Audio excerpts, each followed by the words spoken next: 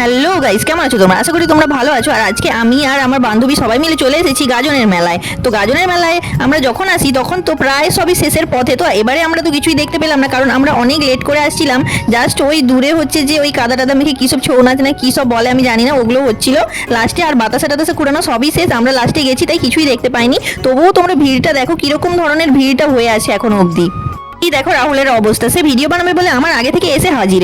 তো এখানে তো কিছুই দেখা হলো না, চলো মেলার ভিতরে ঢুকা যাক। মেলার ভিতরে কি কি দোকানদানি বসেছে দেখে আসি।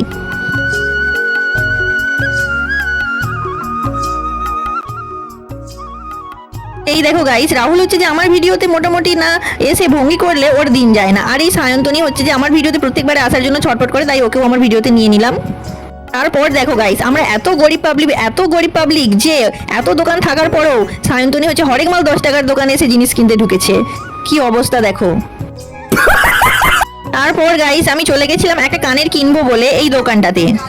আর আমার এই দিদিটার অবস্থা দেখো শুধু, যে সে কিনা কোনো জিনিস কিনবে না কিন্তু তবুও এই দোকানটাতে এসে বাতাস খাচ্ছে দিয়ে রেখে দিচ্ছে পাখাটা।